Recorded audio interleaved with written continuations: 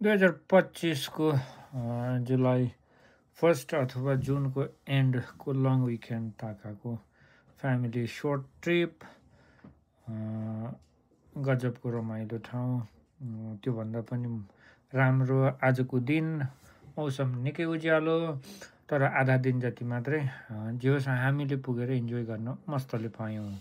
यति सुन्दर सफा पानी, वरिपरिको मनमोहक दृश्य, एल्बो नदीको यो कलकलाउँदो पानी, यो हामीले पिउने क्यालगरीमा पिउने पानीको स्रोत पनि हेर्ने हो। डाँडामा हिउँ देखिरहेको छ, त्यही हिउँ तरिएर बढेको पानी हो यो। असाध्यै मनमोहक छ यो ठाउँ। हुन त यहाँ आएको यो आज पहिलोचोटि होइन, धेरैपल्ट हामी आइसकेका छौँ, तर जतिचोटि आए पनि यो ठाउँ हेरेर कहिल्यै नअगाइने खालको, जति हेऱ्यो त्यति मनमोहक लागिरहने असाध्यै सुन्दर छ। खोलाको फाँटमा हाम्रो टोलीले रमाइलो गरिराखेका छ। कोही बच्चाहरू ढुङ्गा फाल्ने, पानीको कलकलाउँदो बहावमा रमाउने, दायाँ बायाँका हरियाली उसमा फोटो खिच्ने, एकदमै मस्तको ट्रिप, साह्रै सुन्दर। केटाहरूको ढुङ्गा उचाल्ने कार्यक्रम रमाइलो छ। खोलाको बगरमा वरिपरिको हरियो यो सल्लाको जङ्गल हो।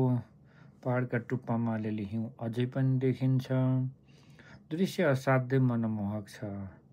जति हेऱ्यो उति हेरिरहँ लाग्ने खोलाको कलकलाउँदो पानी,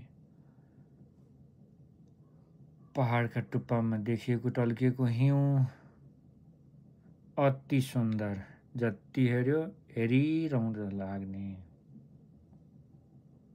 ट्रिप छोटो थियो, आधा दिन पानी परेर दुःख दिए पनि भान्जाको यो स्विमिङ मन लोभ्याउने खालको थियो। पानी लगभग 4 या 5 डिग्री आसपासको हुँदो हो।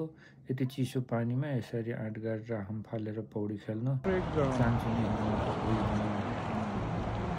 फर्किने क्रममा पानी पर्यो, तर पनि खासै धेरै हामीलाई दुःख भने दिएन। दृश्य रमाइलो छ बाहिरको। ओभरअलमा दिन राम्रोसँग बित्यो, रमाइलो गरियो, family fun. It was really good time. हस्, धन्यवाद सबैजनालाई। Bye by.